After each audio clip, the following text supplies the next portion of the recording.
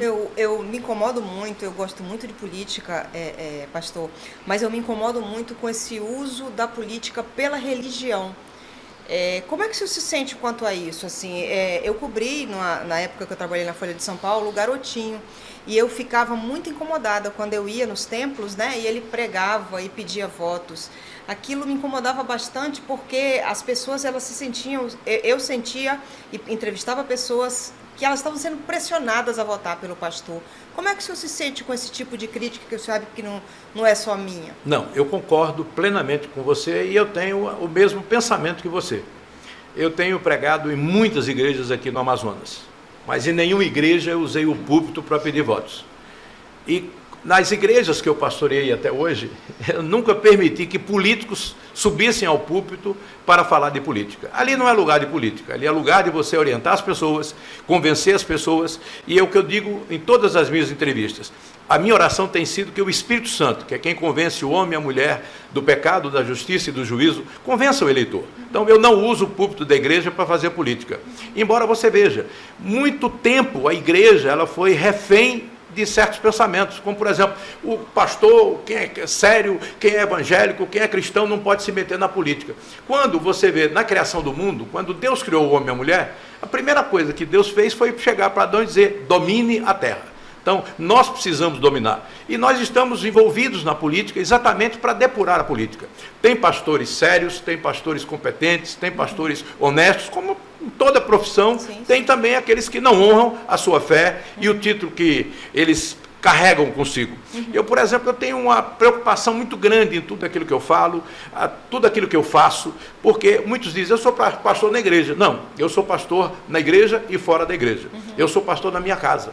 Há uns meses atrás eu fui surpreendido, eu tenho um filho de 15 anos, vai fazer 16 anos agora, e ele chegou e disse para mim, pai, eu preciso falar com você com urgência. E eu me preocupo, eu sempre paro tudo para dar atenção ao filho, porque quando os pais não dão atenção, o traficante dá. Então, meus filhos nunca terão esse problema, porque eu paro o que eu estiver fazendo para dar atenção. E o que ele falou? Pai, eu fui para um acampamento, Deus falou comigo, e eu quero seguir a sua carreira, eu quero ser pastor. Isso é vocação. Eu comecei a pregar com 12 anos de idade, né? Onde eu fiz a minha primeira série de conferência na Igreja Batista do bairro do Fundão, em Recife, e de lá para cá, aos 16 entrei no seminário, aos 20 fui ordenado pastor, e tem já 40 e alguns anos servindo ao Senhor com alegria, trabalhei em outros países. Então, eu creio o seguinte, que a única coisa que a religião pode fazer, primeiro, é ajudar o ser humano. E eu sou um pastor diferenciado de muitos, porque há 44 anos que eu não vivo com nenhum salário da igreja, eu não tenho salário da igreja, eu dou para a igreja. E eu gosto de dizer um fato que me marcou nos Estados Unidos. Eu tinha um programa de rádio chamado Momentos com Deus, de 16 às 18 horas. E era um programa de grande audiência, ao ponto que a própria rádio me convidou para fazer programa sábado e domingo, porque a audiência era muito grande. Vocês querem me matar, porque eu já estou de segunda a sexta, ainda querem me dar sábado e domingo. Mas eu estava indo uma quinta-feira para o programa de rádio e passei na frente da igreja católica de Pompano Beach e vi um negócio, Arona, que me marcou, Liege e Daniel, me marcou. Uma fila enorme, e todo brasileiro é curioso. E eu parei meu carro para saber que fila era aquela.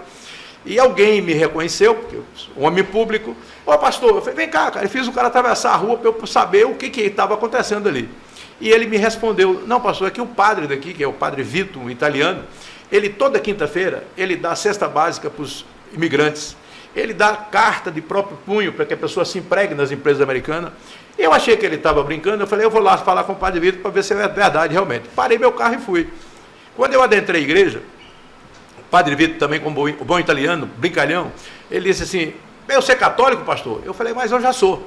Você é católico apostólico romano e eu católico apostólico cristão. E falei para ele, padre, eu vim aqui lhe cumprimentar, porque o senhor é realmente um representante de Deus na terra. O senhor está fazendo o que a Bíblia manda, cuidar do órfão, da viúva, do necessitado e do imigrante. E ele chorou. E eu disse, o senhor me permite eu fazer isso na minha igreja? E ali foi uma experiência fantástica que eu tive, porque todos os dias nós aprendemos. E quando nós não queremos mais aprender, chegou a hora de morrer.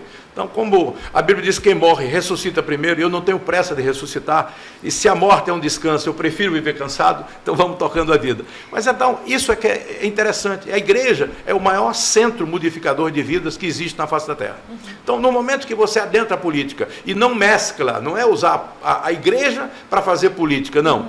É usar o teu conhecimento, tanto teológico como de mundo, para abençoar as pessoas, para fazer com que as pessoas sejam alcançadas pelo que você pode vir fazer por elas.